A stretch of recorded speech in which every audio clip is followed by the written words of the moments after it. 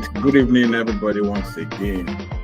And of course, you know that we are people that keep the time, and so as soon as possible, we are starting immediately. So why we start, our mothers will join us along the line. I don't want us to waste any more time because we have a lot of things to cover today. So first and foremost, I have dropped the link to the data that we're going to be working with today. So just open the chat box and you get to see the link there. So all you need to do is click on that link. It will redirect you to Google Sheets. And if I were you, I will make a copy of that sheet because you won't be able to edit it because of the restriction. And by the way, for those of us requesting for the recording, this is on record already. And also the previous ones will, except for that, the one of yesterday, the other ones are in the classroom. So the previous ones, they are there already. The one for yesterday, we'll get to see it by tomorrow, unfailingly. This one as well, it will be recorded. So if there's anything you are missing out, you can always go back to the video and you get to bring yourself up to speed. So please, first thing first, click on that link that you have in the chat box and make a copy. That's is a real life data. So today we are going to be doing in-depth analysis so that you know what it feels to actually analyze data in real life. And this data that I've brought is a data that I have picked from a real life scenario. It's one of those data that I've worked on before. We are going to be using that data today for the analysis. And when you see the kind of things that we are doing, you understand what it means to analyze data in real life. And like I always say, there is no specified way. There is no one way. The only way that we know is the right way. So if you know what you want to do, you can always bring out as many insights as possible from the data. I can visualize the data in a way somebody else can visualize in another way, yet we'll be saying different things. But the bottom line is that from that same data, what we are saying is the same insight. The major thing is we want to bring out insight from a data set. And what insight you are bringing out, that's actually what will make the difference eventually when management staff want to make their decisions. So please, the first thing first, click on that link. For those that might not know how to make a copy, I'll show you in a moment. So once you get to Google Sheets, you have something like this. I'm going to be interchanging between Google Sheets and Excel. I've explained what's the difference before now. And one reason why you should also upscale to Google Sheets is because Google Sheets has unlimited criteria, so to say. So that means that it's way ahead of Excel. But then there's also need for you to understand how to use Excel because, for instance, one of the functions that we're going to be using today is one function that if you are using the Excel 2013 version, you won't be able to see those functions. So if that is not available in Excel 2013 and on Google Sheet, because it's an online space, I will always get updated tools to use there. So if you're able to use it on Google Sheets and you decide to now save that Excel document and somebody else that does not have Excel 2016 and above, maybe Excel 2013, want to open that same document, then they start getting error messages. So you should know how to manipulate between Excel and Google Sheets. If you are in a space where you know that everybody is working online, it's fine.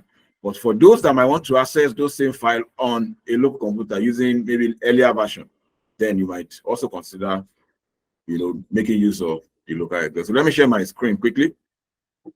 So I will show us that for the sake of those that might not know.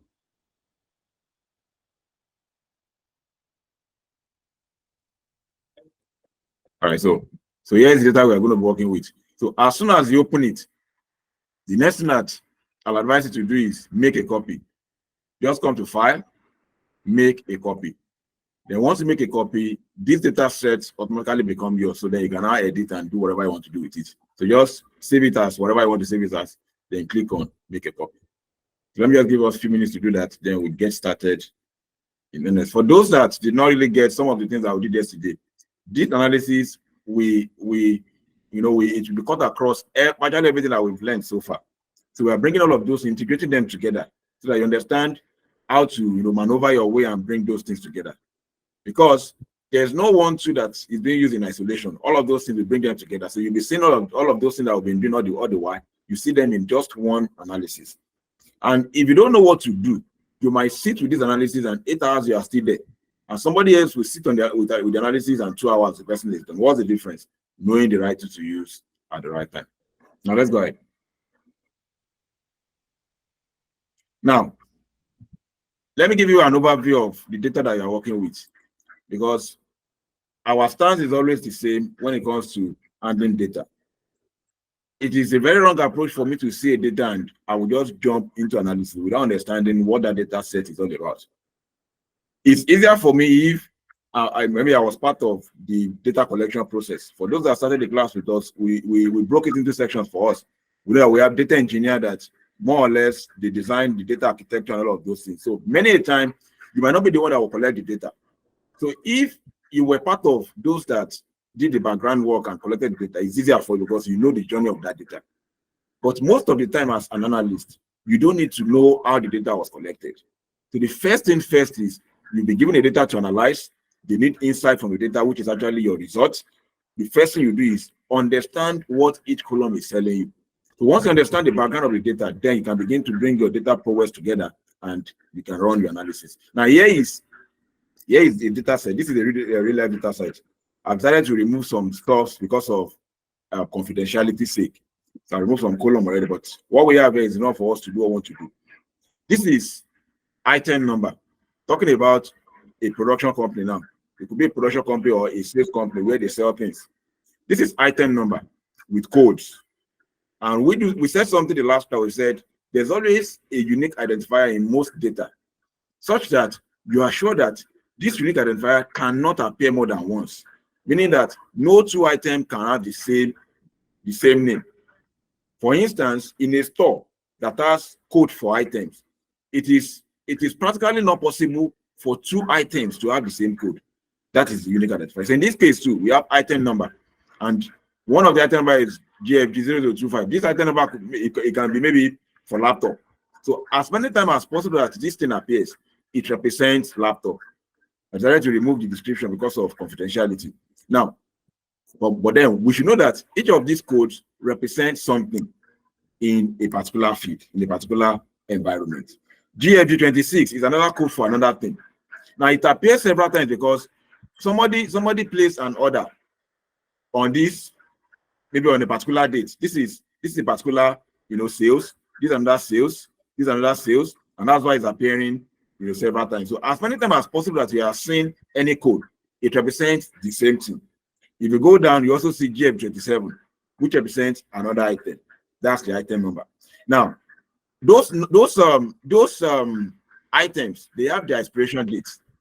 The first one that somebody ordered, the expiration date is 3rd of 11, 2025. The next one that another person ordered, the expiration date is 3rd of October, 2025, and so on and so forth. Then, of course, we know that every item has a shelf life. Shelf life means how long can that particular item stay before you can say it has expired.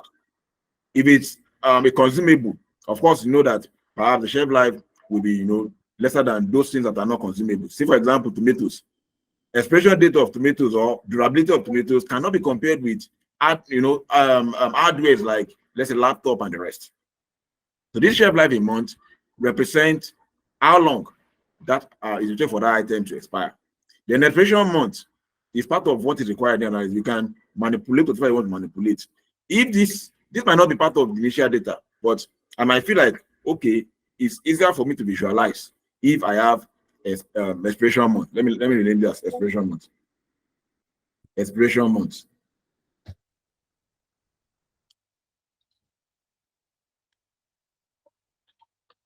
Okay, so now, expiration month could be, okay, for this one, it will expire in November. So at one glance, I can analyze any type. At one glance, I want to see that, okay, this product will expire in November. This one will expire in October. So in the long run, I can decide to now analyze, okay, let me see the products that will get expired in November. That's the essence of this expiration month. Then we also have today. We need this today. I will tell you why we need this today. For those ones that attended the previous class, you understand why we need this today. Everything we are doing today will form at least 80% of all we need for this week's project. And I'm telling you, once you get to this stage, at least you have gotten above average when it comes to handling data and analyzing data. Just a few things that you need to add and develop yourself, and that's it. We have not gotten to coding yet. you, and of course, coding is part of analysis, which is more advanced. But at this stage, I can still say that yes, we can still do a lot of things in this field. Now, I will insert a column to the left of this today, so that everything will be quite explanatory. So now let me delete this particular cell. Now, remaining days is talking about how many days is remaining to expiration.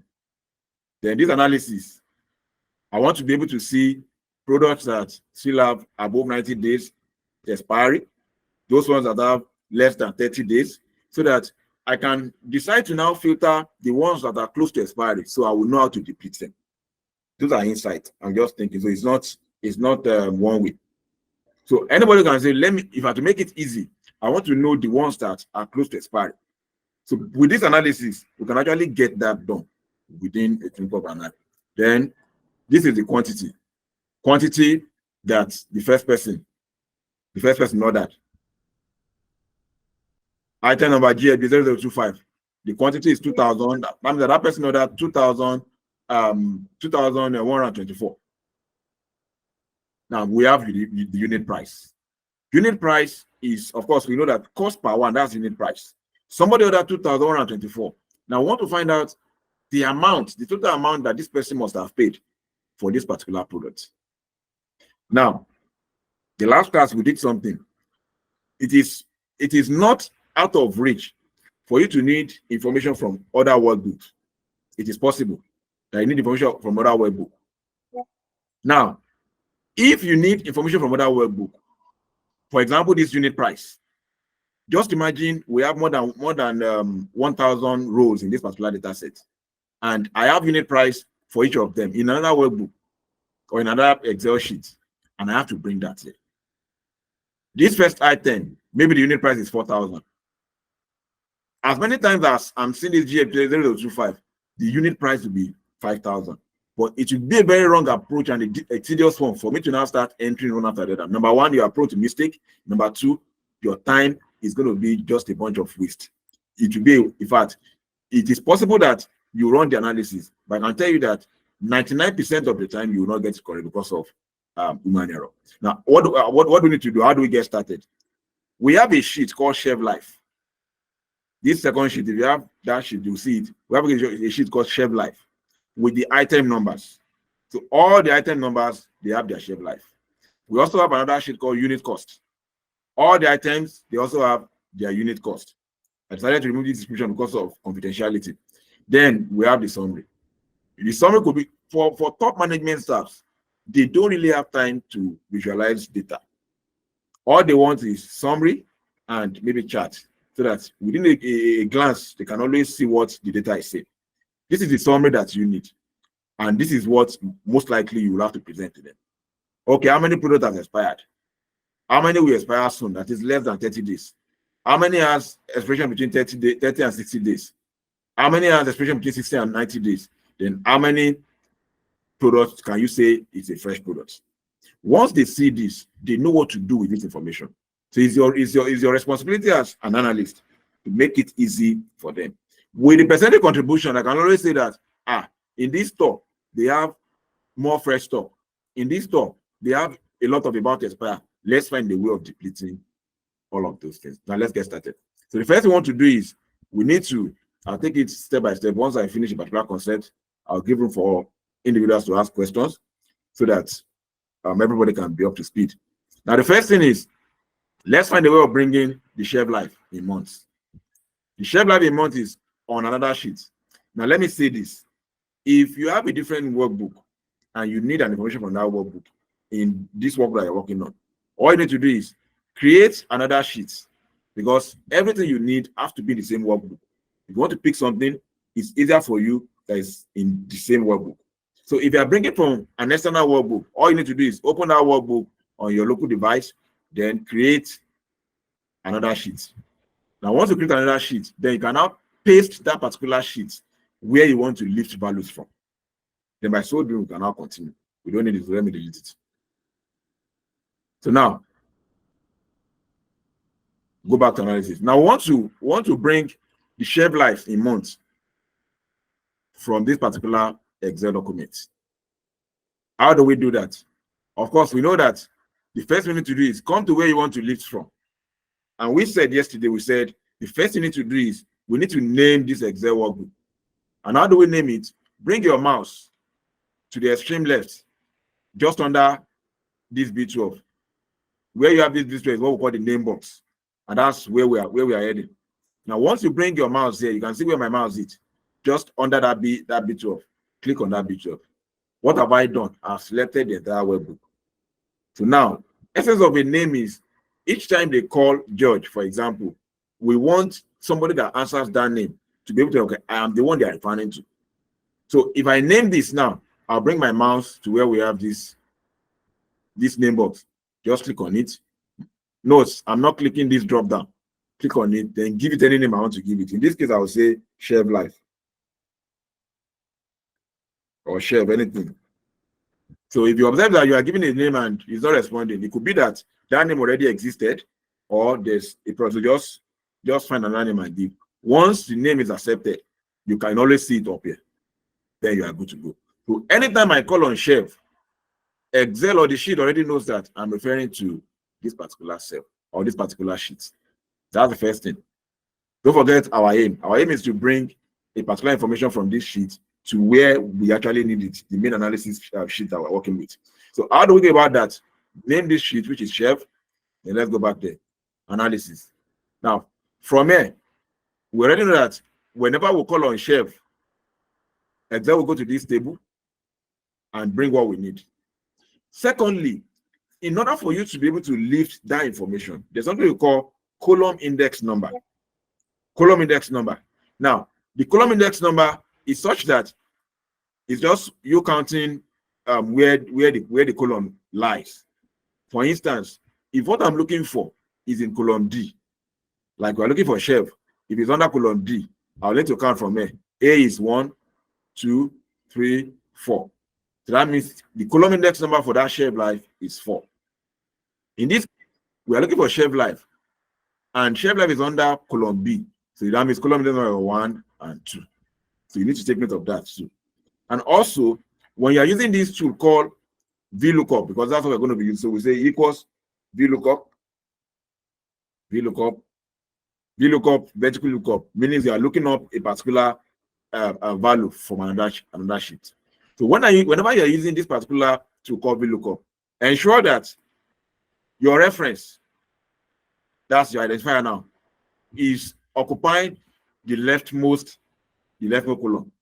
So that means it should be the first column there. So if it's somewhere in between, just find a way of copying it and bringing it down here so that you'll not run into trouble. Then, having done that, you have VLOOKUP. We select G25. What we are saying is that, okay, I want to use this unique identifier. I want to use it to look for this value in another sheet. So anywhere it says GFG0025, go and bring Shelf Life. That's what we are trying to do here. Let me take it again. Anywhere you see GFG0025, bring Shelf Life in months for me. That's what we are doing. So that's why you need a unique identifier to be able to get this done. And of course, you know this item number is common to both tables. So what you are using here is also found in this Shelf Life. So once you do that, the array, we call it table array. If it's Excel, you see the suggestion under. But in this case, we don't even need that. So now the next thing we want to do is select the array, which is the table name that we used earlier. And in this case, it is Shelf. Automatically, you see that it will pop up, Shelf. Then the next thing is column index number. What do you want to look for in this particular table? What exactly? We want Shelf Life. Okay, that Shelf Life or what you are looking for is in what column? So in this case, in column 2. Then the last thing is, do we want exact match or approximate match? It's only 4 things you need. I'll run over it again. Do you want exact match or what you want is approximate match? But if you use approximate match in Excel or in Google Sheet generally is denoted as true. So if I type in true, what I'm saying is that even if this value or this particular item number is not available in that particular table I'm looking for it, just look for something close. any shelf life that is close to it that looks like it. The sheet can decide to say, okay, you're looking for George, but I can see Justina. Okay, George and Georgia. George and Georgia, they are very close. Then it's big value for Georgia. That's approximate match. But that's not our aim. 99% of the time, we're going to be using exact match. So if it's not available, let the sheet tell us that it is not available. That's the best thing, because by the time you modify it to approximate match, eventually your analysis will be wrong in some area. So most of the time we use example. So instead of true, false. Then we close the bracket. Please note, there's an inbuilt function called force itself in Excel and a Google Sheet. So if I'm typing my force and it's bringing up this inbuilt function force, which is logical value force, clicking this, I'm telling the sheet that, okay, I want to use this inbuilt function, which is different from the force that we are using. The force that we wanted to use is part of the VLOOKUP. So clicking this one will give you an error message. So be very careful. Instead of clicking this, just type in full force, then close the bracket. Automatically, if you go to this sheet, look at what we just did. GFD 0025. If you come here, GFD 0025. Where is it? You can see it. The shelf life is 6 months. Why is this concept very important? This is the reason why. In this particular sheet, GFD 0025 is occupying the second row. That's the position. But in this particular sheet, it's occupying a different position entirely. If you have to bring information from two different sources and they are not in the same order, not arranged the same way, this concept is very important. So instead of me looking for it here and there, okay, GF25 is 6, GF27 is 6, then going back there to input it, I'll just call up this formula, VLOOKUP. It will go there and find what I'm looking for and bring it. And once I do one, very easy, I will just make use of my relative reference. So I'll bring my mouse to the edge. That's for autofill. Bring my mouse to the edge, autofill, then I'll double click and that will be done automatically. Some people have complained that there are times that you want to autofill and you just bring your mouse to the edge and double clicking, you are not getting the kind of result that you're supposed to get. What I have observed is that once you have autofilled once, or you have autofilled once and you want to correct something, many times it might not respond the way you want it to respond. So what you just need to do is just left click down and drag. So to say, the same thing will still be the result. So that's just the concept. This concept is very, I mentioned yesterday that anywhere you get to, any interview, or if you are talking about analysis and they are starting with Excel, before they will mention 4 functions, they will mention this VLOOKUP. So once you understand this, it makes your work quite easy and you can do a lot of manipulation. Before we continue, let me leave the room open so that you can ask your question. Okay, I can see some ends already. Jane, go first. Your question. Okay. Thank you, sir. I'm really following the class and I love your way of teaching. Well done, sir. Please, I just want to quickly ask, hope I'm not being forward. I do hear of someone say went for an interview, I was asked about X lookup. Is there anything like that? I don't know whether it's part of the coverage of this class. Okay. Thank you, sir. Yes, sir. All right. Okay. I saw somebody raising hands too. Okay. Okay, for X lookup, I mentioned. Okay, Evelyn, go ahead. Okay, please, I will need you to come over because I have the delay with my network. I have to off and log in again, please. From the introduction of this real life data you talk about. Okay. So that I can follow the class promptly. Okay, all right. That's fine. All right. Let me start from the first one that Jane asked. Now, there are 3 kinds of lookup that you will come across, but the most common is the VLOOKUP. I mentioned HLOOKUP yesterday. I don't know whether you read about HLOOKUP too. I mentioned HLOOKUP yesterday, and there's also XLOOKUP. For those that look at, if you go through the curriculum, there's also XLOOKUP is part of what we're supposed to cover. Though might not get there today. But let me just tell you what they do. The same way we are doing for VLOOKUP, the same way we are doing VLOOKUP. V means it stands for vertical. H stands for horizontal. So if we are looking for a value vertically, most of the data will be vertical, data. If you are looking for value vertically, we call up VLOOKUP. They do pretty much the same thing. But if we are dealing with horizontal lookup, instead of using this vertical column, we are using this horizontal column as our reference. That's what HLOOKUP does. Now for XLOOKUP can help you to find specific information from a data. You have another data somewhere, and you want to pick just one specific information. XLOOKUP can help you, go in between and pick that information for you. But don't worry, we get real data to explain all of those things. It's still the same. You are looking up the same principle but different way of approach. So that's the way it is. Now back to Evelyn. The background of this data is such that we have item number. This item number is more or less like a code for a particular product. So GF25 could represent laptop. Is a code for a particular product. So anywhere I see GF25, that means the item description is laptop. I remove the column for the term because of confidentiality. GF26 represents another data. I mean another product. It could be headset. It could be phone, whatever the case may be. If it's in maybe like a food producing company, it can mean anything. The description is not just there. So now all of those item numbers represent specific products. That's the way they are. Now, for each of them, this first one, this one you are seeing them as duplicates. This first column is somebody's order, and they've been able to collect data for the order of that particular person. What the person order is, for example, let's say laptop, and the expiration date of that particular product is this. This shelf life, we brought it in ourselves using VLOOKUP. Now, expiration month. I said expiration month could be what I'm adding as an analyst, such that I want to present to top management staff, okay, these are the things that will be expired by the month of November.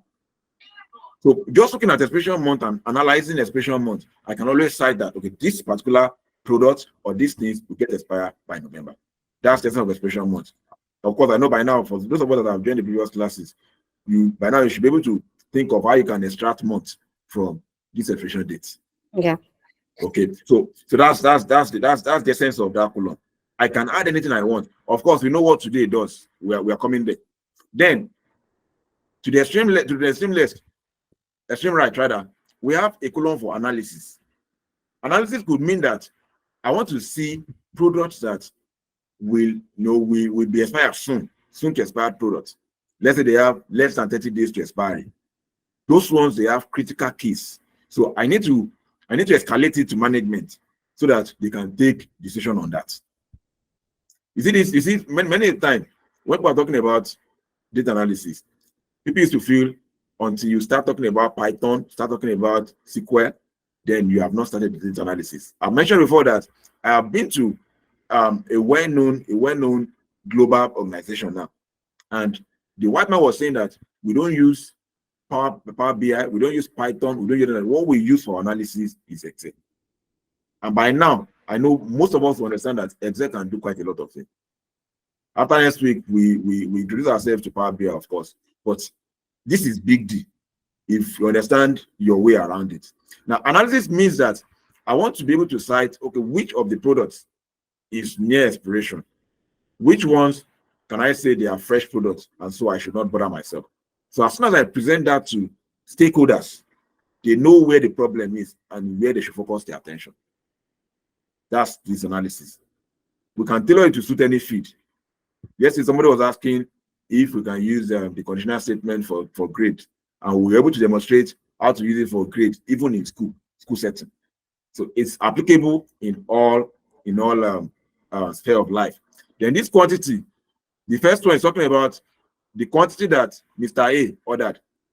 Let's say GF25 stands for laptop. The person bought 2,125 laptops, or 124 laptops. Now we need the amount. We want to know what is the turnover, how much has this person spent on this particular item. And for us to get that, we need unit price.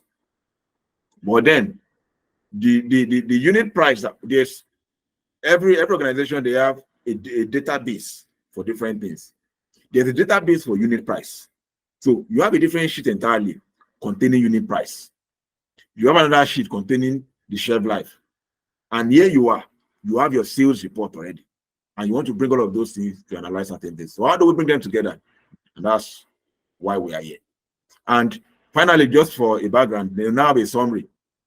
Even without looking at the data, if I present this to stakeholders, summary, they look at the status, okay, expired, description, expired product, the quantity, percentage contribution, meaning that so and so percentage is expired. Of course, when you have a lot of expired product, it's going to be a problem. Then from here, they can see this information and know where to take urgent action. So that's where we are now. So we've been able to bring the shelf life from the shelf life table or the shelf life sheet. The next thing that we need from there now is we also need to bring the unit price. We need to bring the unit price of all of these things from where we have unit cost. So now, like I said, if you are bringing something from a different workbook or a different sheet entirely, if it's a different workbook, all you need to do is create another sheet and copy that particular sheet and paste it, just create from there. So you bring the other sheet that you want to leave something from, then you can paste it there. So everything will be in a workbook. So from there, we can now carry on with our analysis. Then from here, the next thing I will do from here now is let's bring if you go online and you just try and do some Google search, you observe that this VLOOKUP is actually a big deal and it's a confusing thing that a lot of people always encounter. But it's quite easy. I was talking to somebody some time ago, and we're talking about what you can do in analysis and all of those things. We both came to the conclusion that VLOOKUP, after some time, you begin to see that VLOOKUP is not a big deal, because actually it is not a big deal. But at a glance from afar, is one of those tools that is widely used and most used. Now, for unit price, the first thing we do is go to this unit cost. We select the whole of this sheet. How do we select? Select from here. Now, I want us to get to pivot table. That's what I'm trying to rush up. Now, once you select, let me do it again. Bring your mouse to the left. Select. By the time you select, we can name this sheet. So we name it. You can name it anything. But even if you cannot remember the name, you can come back and check the name. So let me name it unit cost. Or let me just say unit. Then press enter. This is not case sensitive. So once I name it, for example, if I'm here and I want to call up that name, I can't remember the name. What do? I go back to unit cost.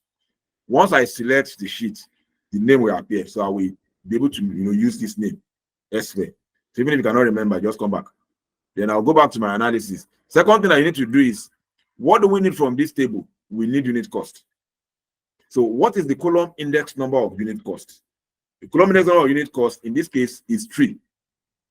There are several ways of achieving VLOOKUP, but at least with my experience, this method has never been convincing to anybody. Once you master it, there are other ways too.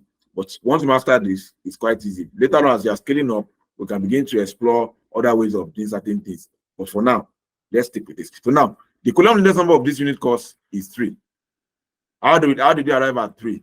Just count from 1. 1 represents your A. Mind you, ensure that you don't have a blank column at the extreme. If you have a blank column at the extreme, you might be getting error message. So just ensure that the first column is actually under this column A. So then what we need is the column C. So this will be 1, 2, and 3. If peradventure our unit cost is in column F, we need to count 1, 2, 3, 4, 5, 6. Please note, if there's any hidden column, we mentioned in time past that when you're working with sheets, it is safer for you to hide than for you to delete. Here is reason why. Let me create another sheet. Let me say, for example, I used, this sheet as a reference, and I don't need this sheet anymore, and I decide to delete it. I'll just right click, then delete. The reason why you are getting a prompt, are you sure you want to delete this sheet? It's because once you delete, it is bygone and bygone. It is irrecoverable. That's why you're getting the prompt. That's for sheets. There was a time that I was doing one analysis. The analysis I started from around 2 p.m. and I finished the analysis around, let me say around 10 p.m. or thereabouts. So while I was trying to tidy up and all of those things, I felt, okay, I don't need this sheet anymore. I just deleted one sheet like that, forgetting the fact that I've actually referenced something on that sheet. And that was the end of the analysis.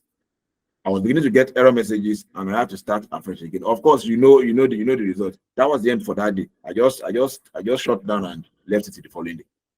So that's why we say, instead of you deleting, if I delete this thing, I can't get any anymore. It's gone. So instead of you deleting, it's better you hide the sheet. The same thing applies for column. If I delete a column and I quickly realize that I still need it, I undo and to come back. But if you have deleted for a while and you are not sure, you might not really know that you've referenced something on that particular column that you have deleted. So instead of deleting, we hide. So how do we hide? I want to hide this column D. All I just need is bring my mouse to where I have the column label D. Left click, then I'll right click after left clicking. So once I right click, scroll down, then you see hide column. Hide column. So once I hide, you can see that column D is no longer visible. But if you send this sheet to me, I will still know that there's an hidden column. But it's just that my instinct to tell me that this column is not part of the analysis.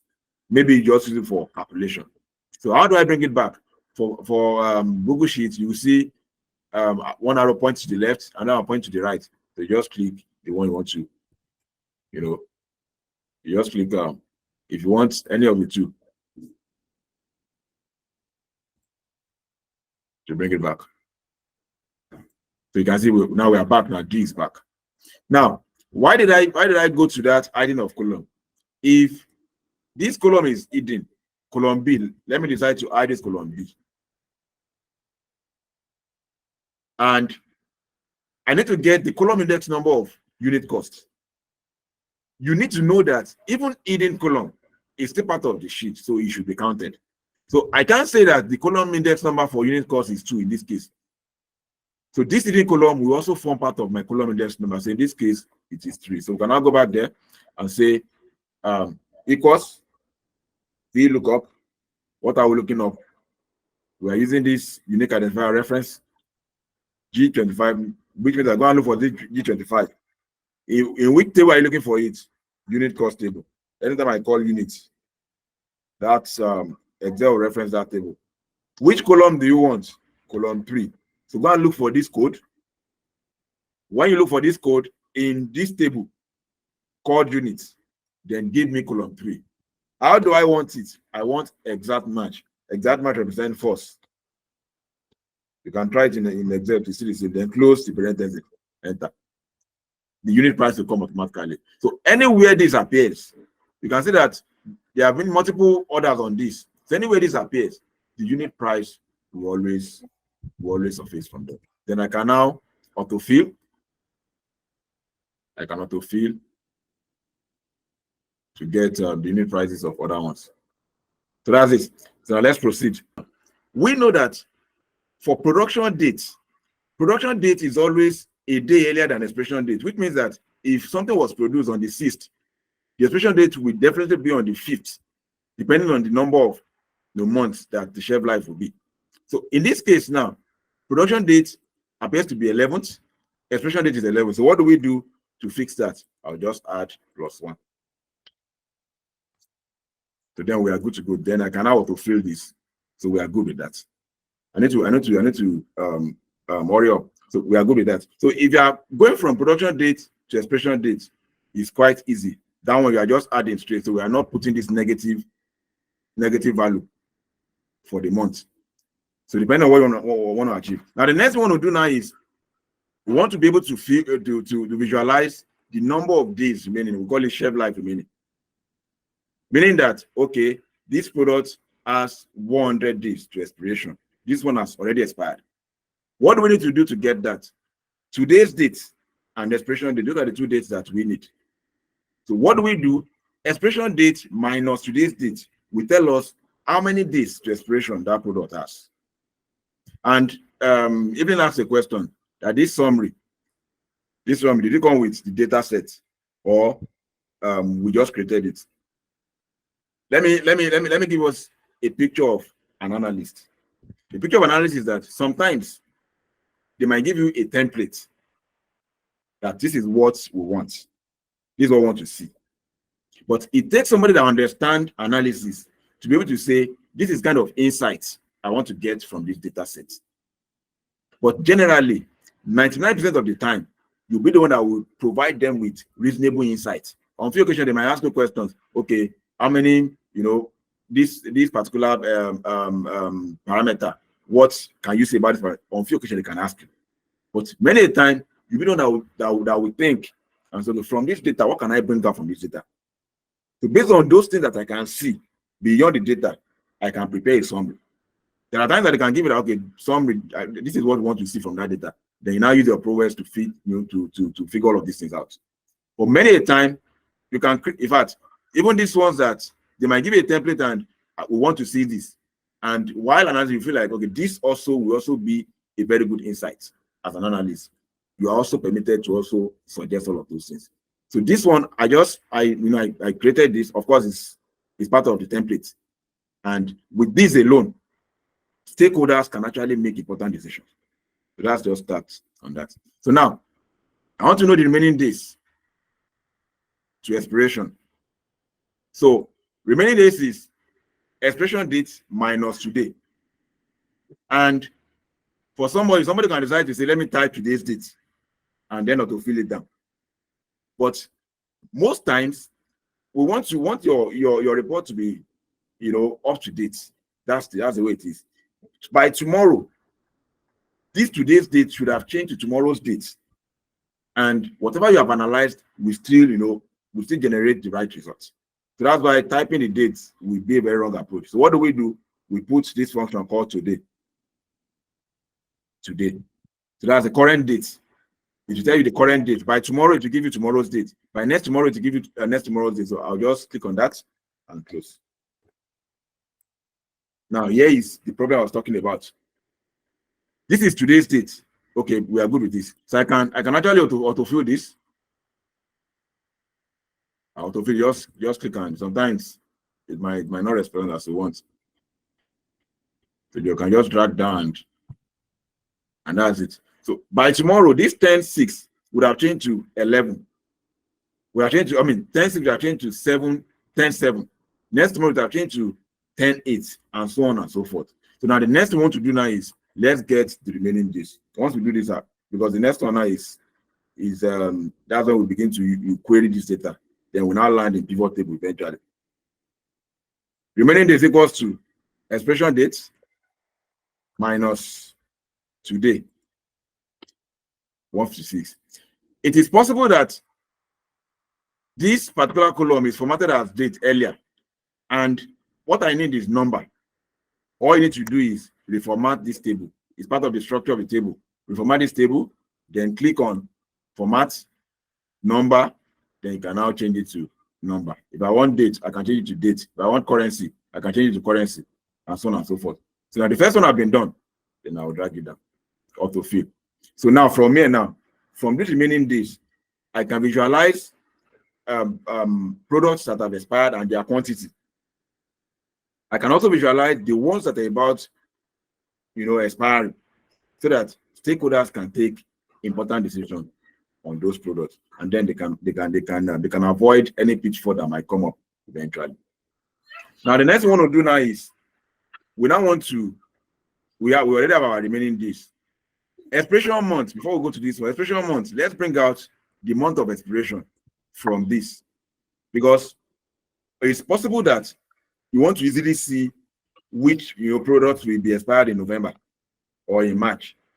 So I can decide to bring out month alone here, month and year, or month alone, so that by the time I create a summary, you'll be able to tell that by this month, by November, look at the ones that are at stake. So how do we do that? Expression month. All I need to do is equals the test function. The test function. So I'll pick the cell I want. The same that I'm using is relative referencing, then comma. Now the test function is going to convert dates to text, depending on your preference and what you want to achieve. Then I'll put double quotation. Each time we use this double quotation in Excel, it's also the same thing for programming languages like Python. We also use this too. So when you see this double quotation, it means that we are making reference to string functions. And if I want to reference empty cell, and I'm seeing this double quotation with space in between, that means I'm saying that cell is empty. But that's what I want to do. So now, how do I use this test function? There are different formats. If I say dd, that's day. dd means that it will return the day from that date, but I will see 2 characters. So dd will return 11 for me. Then that's the month. It will return the month with 2 characters. In this case, it will return 03. Then the year, YYY. This is how I return the year with 4 characters, 2025. Then I can close my parentheses. So you can see that 11/03/2025. So if my aim is to get the expression month, I'll just need to modify. So you can manipulate this the way you want. I don't need the day. I just need the month and year for adventure. So if I say MMM, not the other MMM, this one is an Excel function. So if it's 3M, it will return the month with 3 characters. So for March, it will return MAR. So if I press this, MAR 2025. So I can always see that, okay, in March, this thing will expire in March. Before I even talk about the date, I can see the month. Yeah. So from here, I can just do autofill. You can't see me. Then I only see the month. If I'm only interested in the month alone, I'll just remove the year. It's not like jogging, just Evelyn, please mute your mic. Evelyn, mute your mic. Sorry. I was about placing that on me. Okay, so now that's just that. Also, I'm just showing us a lot of things that we can do. Now, the next thing we want to do now is we want to analyze these remaining days, so that look at the sum that we need. We need quantity of expired, the ones that are less than 30 days, the ones that are between 30 and 60 days, the one that is planned to sell, then the fresh stock. And yesterday we talked about how to use if, the nested if, coupled with your AND function, all of those things. So those are the things that we'll bring together today. Now, going back to this. First, there's a more, advanced function, which is quite easy to use. Yesterday, we were doing if and nested if. If you are not very careful enough, nested if can be very, very confusing. But we also need that knowledge, because the ifs, like Mr. Dela was asking yesterday, the if function, if your Excel is not from 2016 and above, you'll be able to use it. So now, if your Excel is 2013 and below, it becomes a problem, because you want to get this thing done and you cannot make use of ifs. So the alternative that you have there is to make use of your if statement. That's one side. The other downside is that now that I'm working with Google Sheets, of course, it's an online space and it's always updated.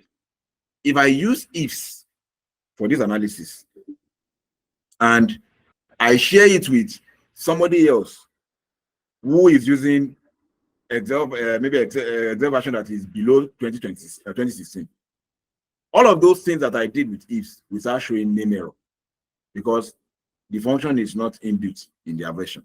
So that's why we need to understand, the two. It could be that you want to send the report to a top management person, and the person does not. By that you send to them, they will start calling you that there's an error, because their version cannot. So that's why we need to understand the two.